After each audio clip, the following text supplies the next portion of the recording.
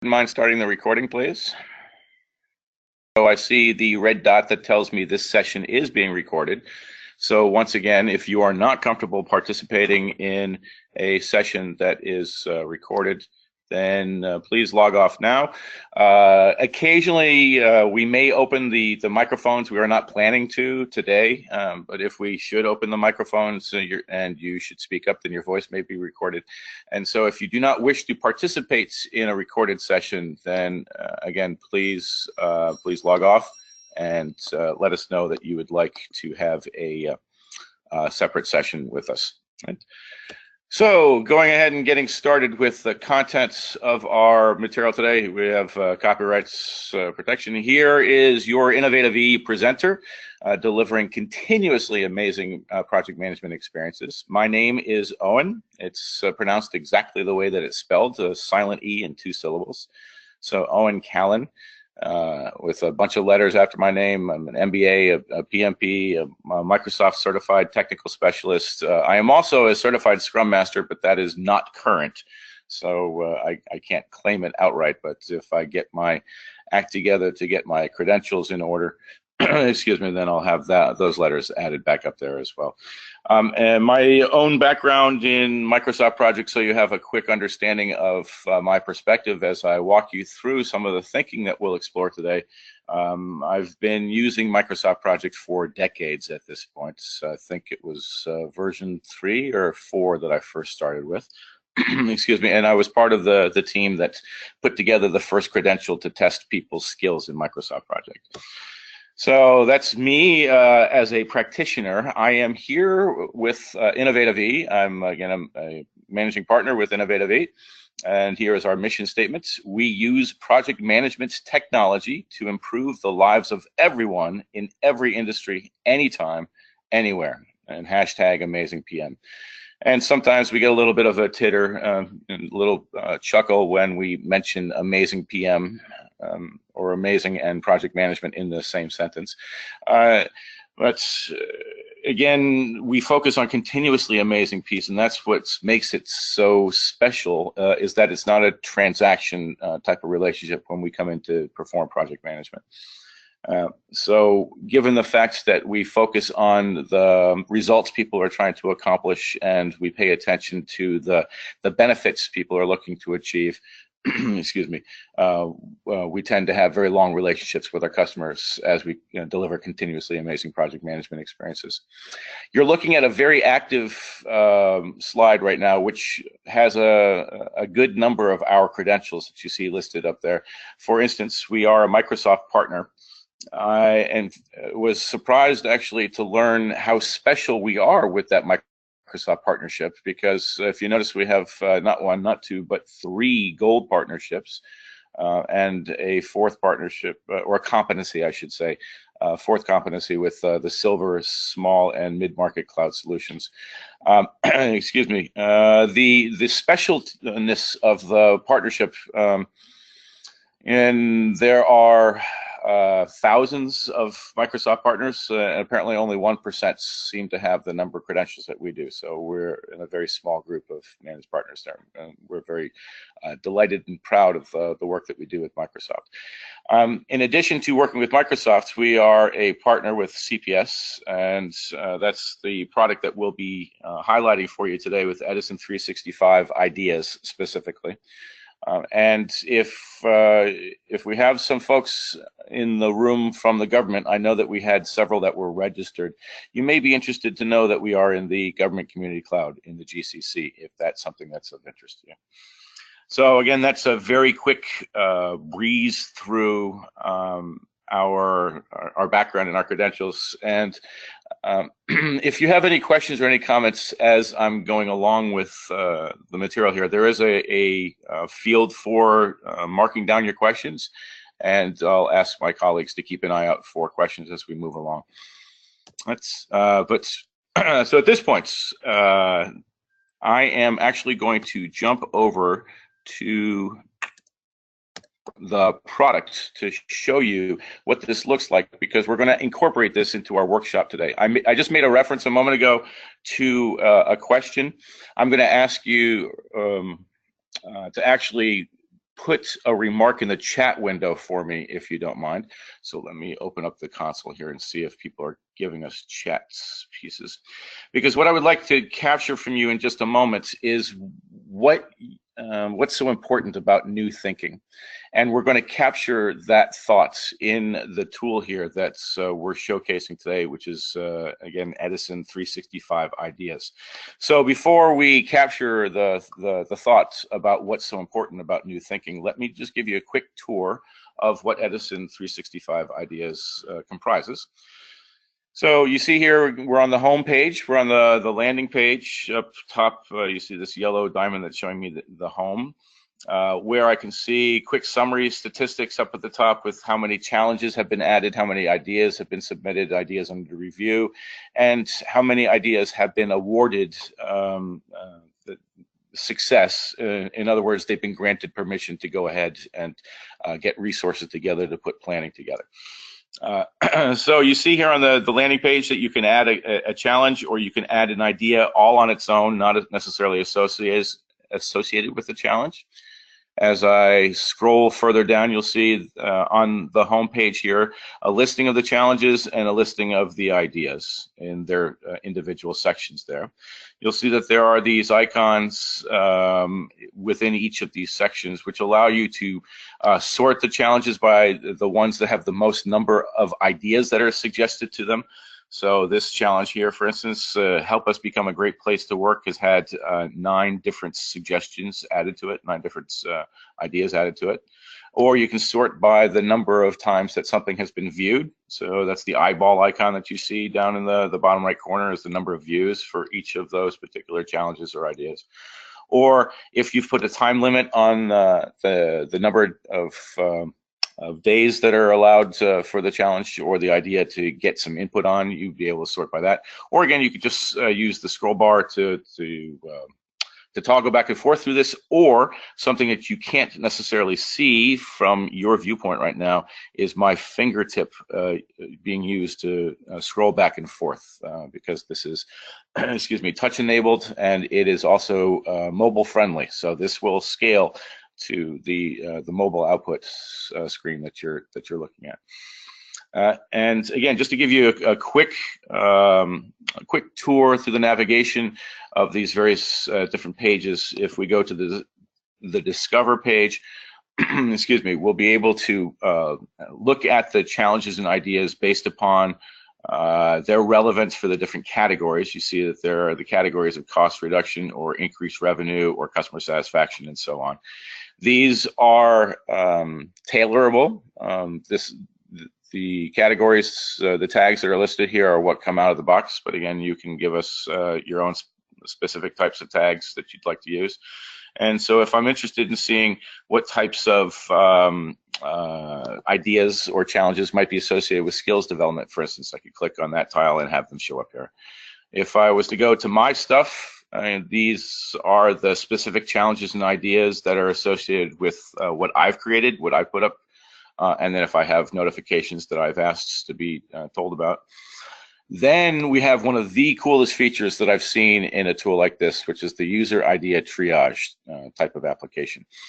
Excuse me. So here you see a couple of ideas that are in the portfolio. I can also sort within a program and within a challenge. And so we will see that a little bit later in the workshop.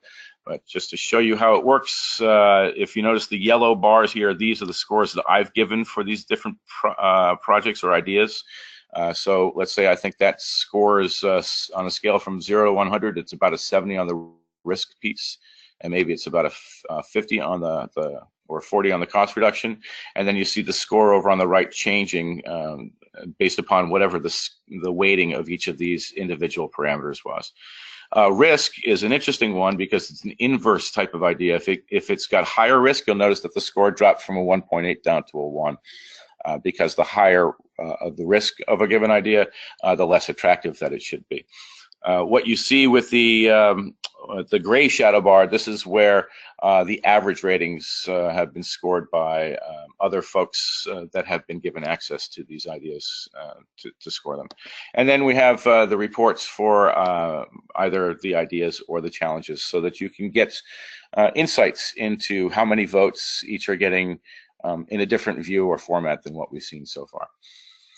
All right, so if you have questions on the navigation that I've just taken us through, please do put a question into the chat window. But meanwhile, I mentioned a moment ago that I had put together challenges for us to brainstorm on. So let's get to that as quickly as we can. So the challenge that I put together, the challenge that I put together for our workshop today is this ideation workshop, webinar workshop exercises. So you'll see there's a history associated with this idea or this challenge down at the bottom, and then you see the ideas on this page are specifically associated with this given challenge. And the first question that I have for you, why is new thinking important? Right? So if I go into this particular idea here, here's now the discussion room for this idea, for instance, why is new thinking important?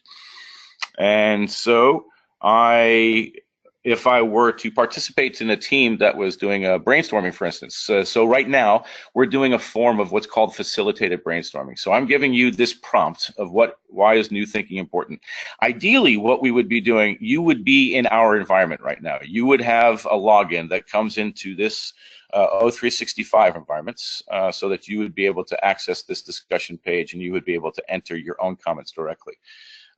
But since we have the artificiality of the webinar, of the web hosting here, I have to use that interface. And so I see that we have in the chat window a couple ideas here. So let me see if I can copy and paste. That would be really cool if I can do that instead of retyping. No, I can't. Look at that. So I go there, and I go there. And then I can post that. All right. So that's one idea that we've got there in the chat window. Let me grab another one. So this right now, by the way, is using the Yammer technology to grab this. This is a brilliant piece of crafting together a solution for multiple different products. Excuse me. So it's using O365. It's using Yammer. It's using Project Online. It's using Power BI. It's using about a half a dozen different products behind the scenes. So again, as you can see, as I'm looking at the discussion history, I can scroll up here and see the full history of what's been going on with this particular idea. Let's try another one. If I go back out to the related challenge, again, I'll see that there's another thought there of what happens if we ignore creative thoughts. So let me prompt you to give me a couple of ideas on what happens if we, what happens if we ignore creative thoughts from anyone. So give me a thought on what happens if we ignore creative thoughts. All right.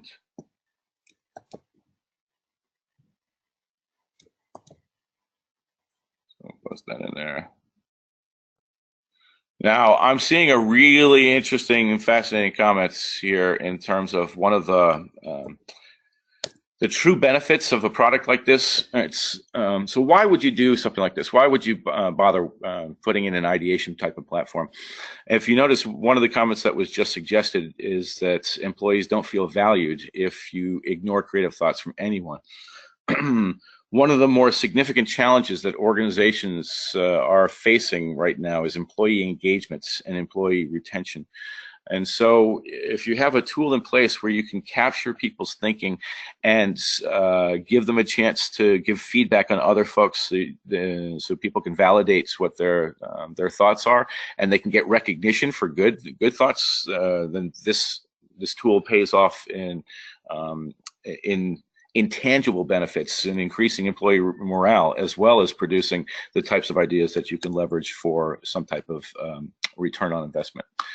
So that's a very quick taste on how you might interact with Edison365 ideas. And back to the presentation here with the agenda and the meeting outcomes. So I'll go through them pretty quickly. And again, if you have any questions or comments on any of these as we're moving forward, please put that into the chat window. But today we're going to focus on not only the technology of Edison365 ideas, but also an approach to creative collaboration that you should be able to use for your own situation. The techniques that we're going to give you are going to show you a recipe that you should be able to use to create a template specific to your own environment and the goals that you'd like to achieve. And then we'd like to make sure that we have shared what's the power of ideation and an innovation management platform and the benefit that you can get from that in a disciplined project management environment. Excuse me. So again, that's our outcomes that we intend to do. The agenda is self-explanatory. I've already said who I am and who Innovative is. I do expect that you would be participating in this workshop through the text of the chat window, or if you have questions to raise those. So I'll give people just a quick 10-15 seconds if you want to put a question into the chat window on anything we've covered so far. And if people don't have a question or comments, then we will move forward with the workshop content in earnest.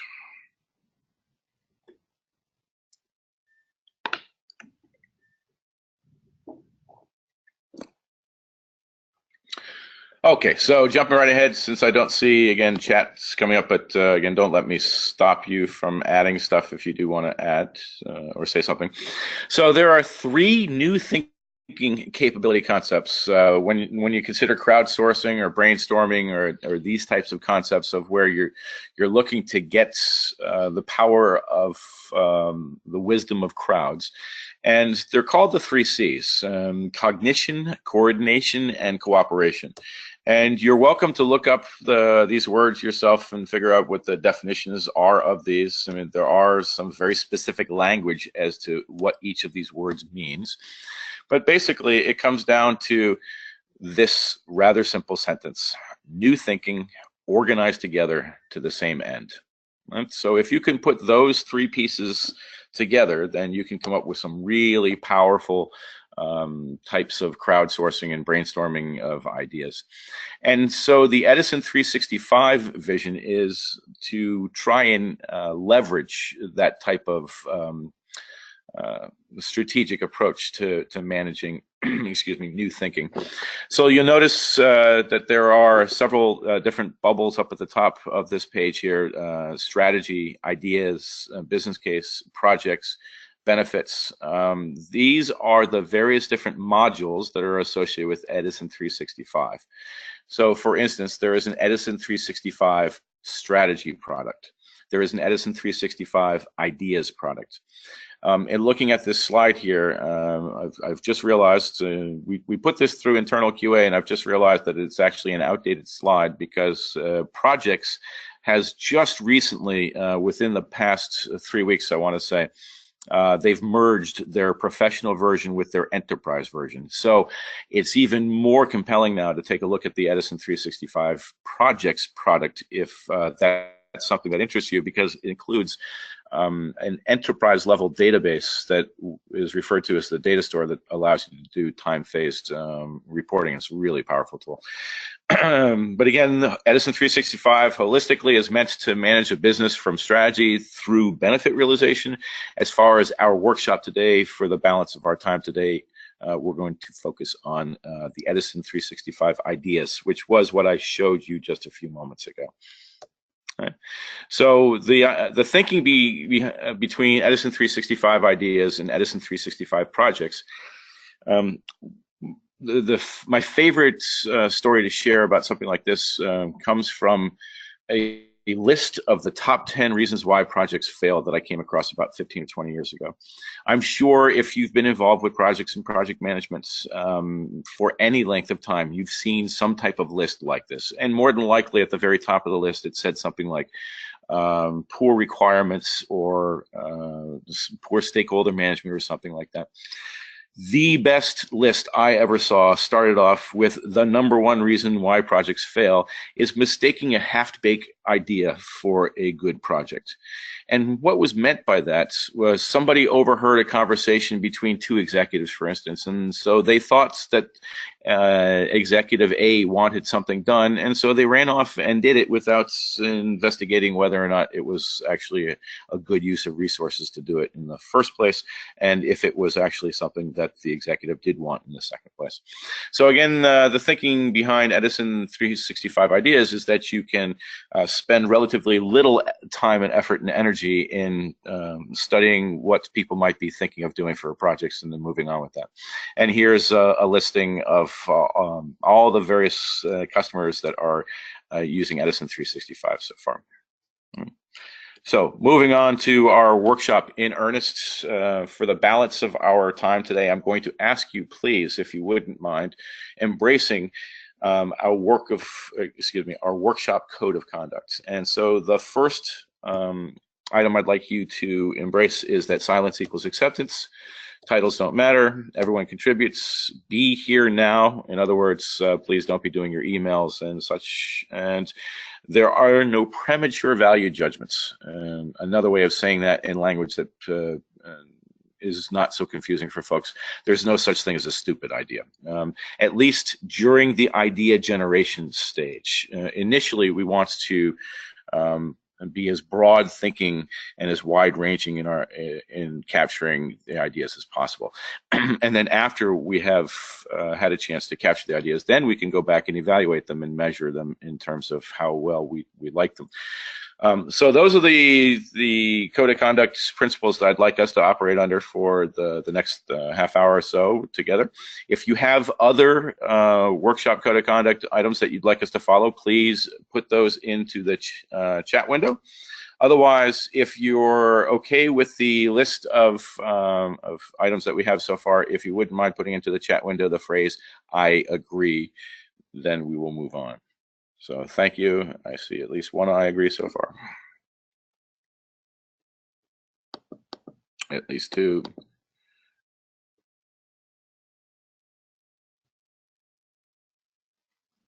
Oops. Oh, so I see a couple of question marks coming up from Angela and G. Dodman. So if you can put your, if those are, I don't know if those were meant to be question marks or if those were meant to indicate agreement. If you have a question, if you want to write it into the, oh, I see now the I agree is in the question window. Okay, thank you very much for doing that, by the way. So I appreciate your participation in that. So jumping forward, moving right along then. Here is the recipe for creating your own template. Right? So it's the first column there. There are 4 steps to creating your own template for creative collaboration. And we will walk through not only what each of these bullets means, but also we will give you multiple examples of how to do this. And you will get a copy of this deck when we're done. So, and of course, you're welcome to reach out to me with any questions that you have as you move forward, or you can raise questions as we're doing this right now.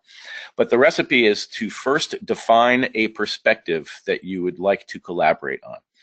Then you want to identify an attribute to measure that perspective by, and then define what extreme characteristic of that attribute is. Once you have identified the extreme of that attribute, then you can define what the polar opposites or the exact opposite is on the other end of the extreme. And the reason why we're doing this is we're looking to come up with meaningful types of prompts that we can give people so that they can conjure up thinking based upon the perspective that we've asked them to think about. And then we want them to be able to measure how much each of those perspectives is relevant to a given thought or idea that they have. And so on the quantitative side, on the measurement aspect of it, you'll want to have at least 3 different settings, and that would be all would be one extreme, none would be the other extreme, and then some would be somewhere in the middle. That's so when you establish these extreme values, then you get to establish a scale. So again, if you have questions on the recipe, please, by all means, throw those into either the question window or the chat window. Again, I'll ask my colleagues to keep an eye out for that. I don't see any questions over for those, though. So moving right along, let's give you an example then of what this might look like. So here are 4 perspectives that, on the whole, I think address just about every single aspect of what you might encounter in a given business situation. I like to call these 4 perspectives the 4P perspectives. And by Ps, you'll notice that each of them can be described by a word that starts with P, such as purchasers, people, products, and processes. I've specifically called out customers as purchasers, and you'll understand why when we take a look at their definition in just a moment. Employees I've referred to as people.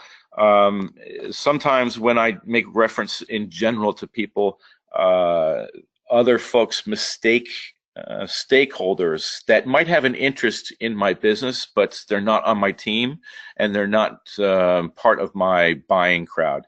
And so those types of stakeholders I have not included in this perspective that's given here so far. So if that is something that you want to study, then that is something that you can include in your own templates.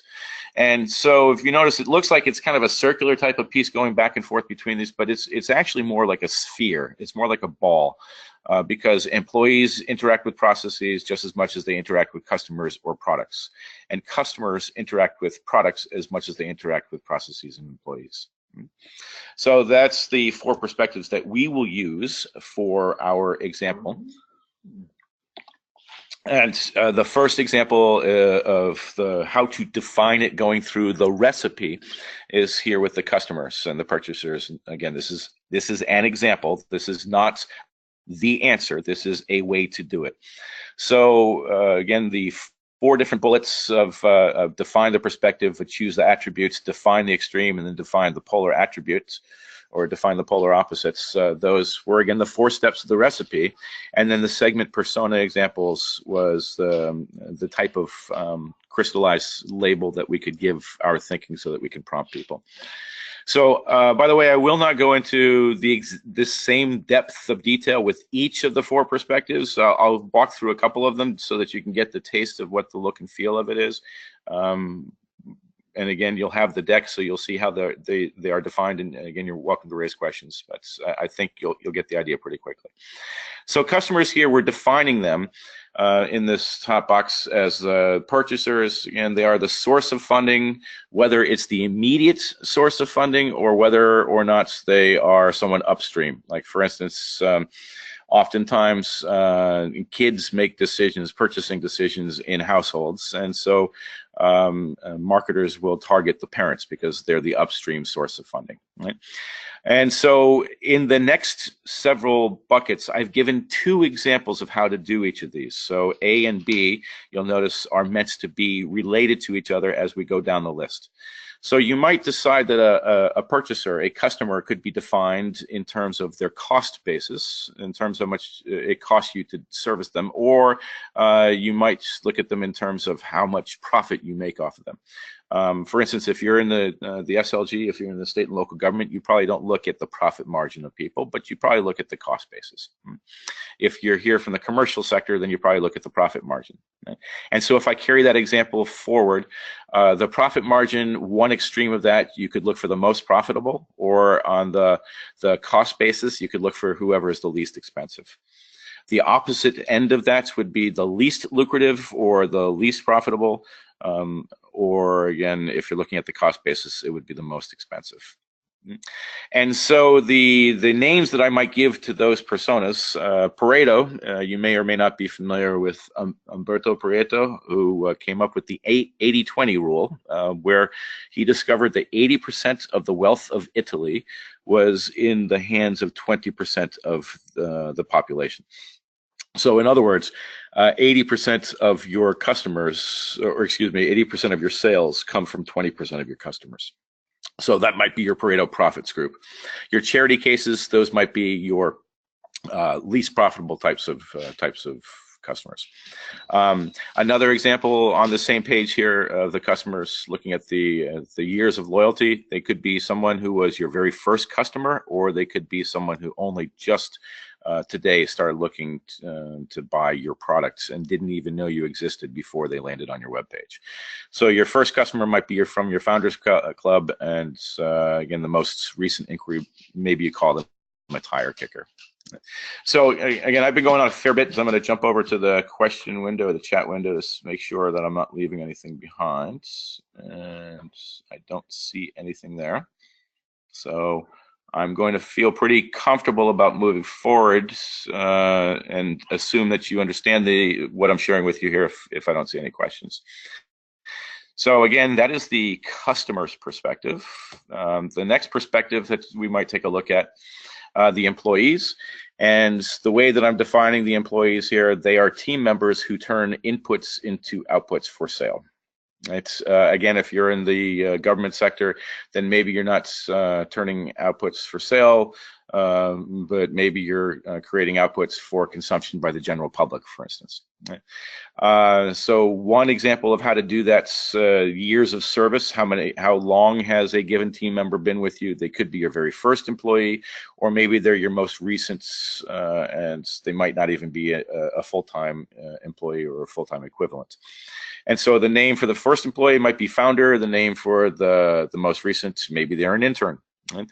Another way that you could choose to measure your employees or your people is through their skill sets. So maybe one end of the scale there is they are the most talented and experienced versus the least skilled and experienced. And so names that you might give to them is either a champion or the newbie. The N-O-O-B is pronounced newbie. If I were to show my age, I would have spelled it out as N-E-W-B-I-E. Again, that's somebody who's brand new in what they're doing in the technology. So again, that's a very quick example of how to take a look at employees. Products, I'll race through without dwelling on the detail. Products are both goods and services. So in this case, I've chosen as an example E, the goods, and example F, the services. So maybe it's a one-time type of transaction versus ongoing relationships. And again, we have some names for those folks in terms of buyers, users, clients, and trusted partners. And then the fourth perspective that's we were using as an example today is the processes. And remember, again, you can come up with whatever perspectives you think make sense for you. This was just simply the example that I typically use because, again, it's very comprehensive for the groups that we work with. So the processes here, the definition of them, these are the operations that are performed repeatedly to transform inputs into outputs. And so maybe there are internal versions of those, and maybe there are external. And so there might be, again, logistic versus non-buyer interactions. How do you support like the people just looking for information, that type of stuff. And so we've got names down at the bottom for these, being the shippers, the builders, the shoppers, the trusted advisors. Right? So that's, again, is a very, very, very fast run through those different perspectives and how we might have defined them. Now that we've gone to the trouble of understanding what those perspectives mean, we can use that to prompt new thinking, and we can do that through scenario planning. Scenario planning is when we take perspectives and we combine them. And so out of the 4 different scenarios that are up here, if you look to combine 2 of these at a time, you'll end up with 6 different scenarios. If you are a PMP, you'll know this from the number of communication channels formula that's PMI made us learn, which was the number of people on the team times the number of people on the team minus 1 divided by 2. So 4 times 3 is 12, divided by 2 gives us 6. And here are those 6 scenarios. Where your customers and your processes interact, that's one scenario. Where your employees and your processes interact, that's another scenario. Where your products and your processes interact, that's a third scenario. Same with the customers and the products interacting, that's a scenario. Customers and employees interacting, and then finally products and employees interacting. So each of those large green border types of boxes are where you can now go explore what might be some new thinking for your customers and your processes, for instance, so your customer processes. And here's where the named segments will come in handy. So this again is the listing of the examples that we gave you on the previous slides. And remember, the Pareto profits were the 80-20 rule. The charity cases were the least profitable types of customers. Founders Club were original customers, and tire kickers were the most recent, and so on and so forth. And what you can do now with these types of labels is to combine them to come up with questions to prompt the thinking. Right? So for instance, what does a new product for a charity case tire kicker look like? And can we make money from it? Even more important. Right? So and sometimes it's worthwhile to understand when you're performing charity work. There's nothing wrong with being a charity case. There is everything wrong with not knowing when you're donating to someone, for instance. Right? And there are plenty of business cases where you can support charities and still be successful as a not-for-profit business to support those types of charities. And so one of the ways that you would take advantage of this, if I go back into Edison now. So here I am back on the Edison page, and if I go to my related challenge of the Ideation webinar workshop, okay. Right, so I'll scroll down to the bottom here, and we see that I have already taken the trouble of putting together the idea of how do we make money from charity case tire kickers. So again, what we're looking at here is an example of facilitated brainstorming where I have pre-populated a list of questions. So I give people the prompt, and then I've got a pre-populated list of ideas here. As you're coming up with these, as you're having a discussion about these and people are generating new thoughts, you may want to add new ideas and more thoughts. So, and I can change the idea here by simply editing the idea. This will show you just how easy the interface is to work with the ideas here. The red stars are the required fields that we need to have in place in order for this this tool to be uploaded properly. So again, there's a title that you would give it. And one of the more fascinating pieces, I mentioned before that one of the products that's linked into this is Power BI. As you're starting to generate an idea for a title, it uses the Power BI natural language search feature to check against the list of ideas that have already been created for similar words, so that you don't repeat the same type of thinking. Here's where you would establish what tags are associated with a given idea, and then you can select an image from a library that comes with the product, or you can upload your own image. You will generate much higher engagements and much higher quality of thinking if you include a relevant image with the idea that you're asking people to work with. If you want to have that discussion history like we've been working with, you would enable it here. Right now it's in the new idea stage, and I can upload a document with this if I wish. If this were a new idea that I was adding, I would have a draft button, but right now I can just click save and publish or cancel if I'm interested in moving past this page. Another choice with the ideas here is to review an idea, and here's where you see the status of new idea. I mentioned a moment ago it could be as draft, or now that it's been generated and it's no longer new, maybe I move it to under review. Okay. Earlier I mentioned some projects, or excuse me, some ideas might have been awarded authorization to go invest resources in putting their planning together. So that would be the awarded section that would be, or the awarded phase that would be given here. And again, you can include comments with these as you are making these changes.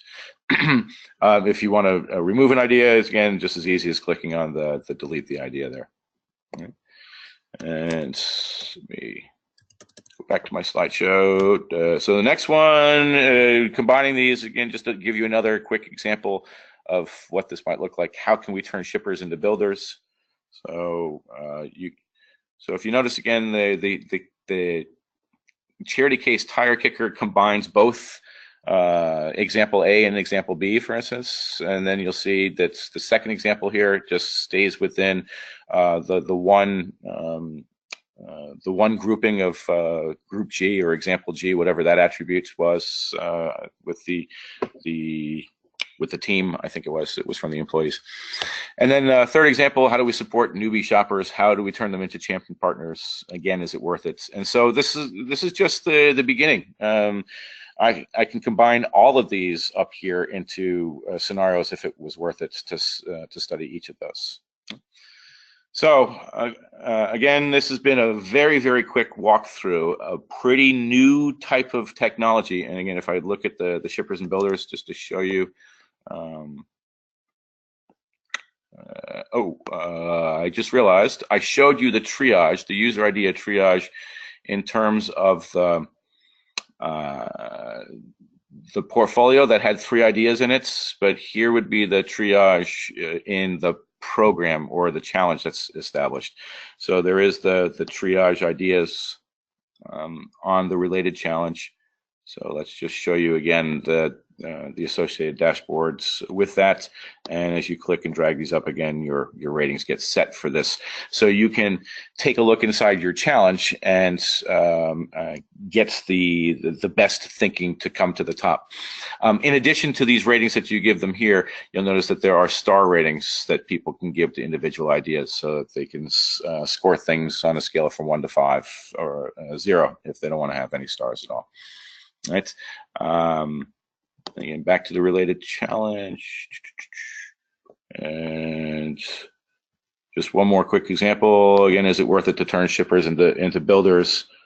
Again, there's the discussion window that we can use to capture what people are thinking about all of this. So again, I've been going on quite a bit. Just want to make sure I haven't left off any questions if people have any. So I'm going to come over to the chat window again, see if anybody has anything there. And I'm not seeing any questions or chat pieces. So just to remind us of what we intended to cover today, we wanted to show you how to come up with an approach to creative collaboration, and so we gave you that recipe that should be able to help you to come up with a new idea template that's specific and relevant to the perspectives that make sense for your world. I think you've gotten an idea to understand how this type of approach and this type of platform makes it very, very simple to put together a very powerful and robust examination of just about anything that you want to study. And again, we showed you the edison365 ideas technology to do that.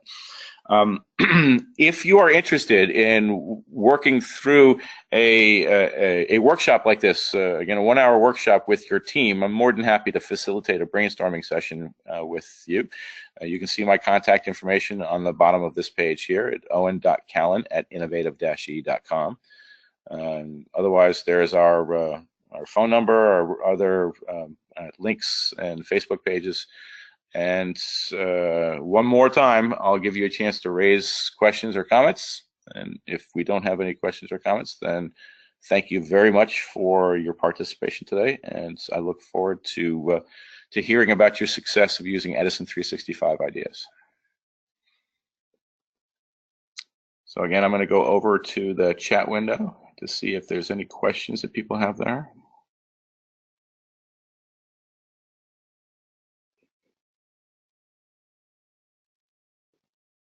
Thank you for the nice comments in the chat window.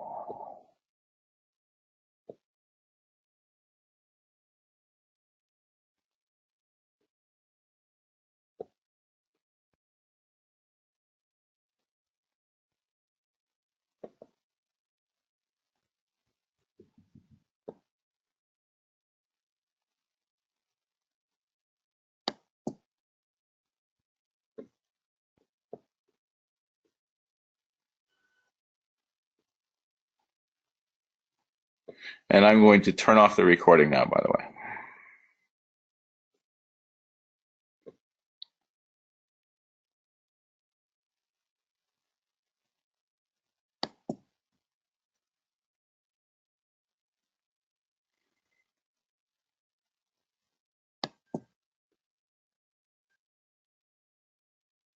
Yes, I think we can probably end the broadcast as well.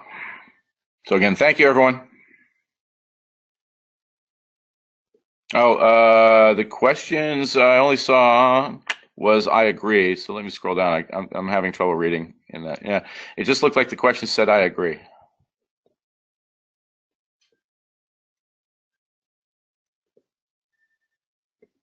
Okay. All right. Thanks.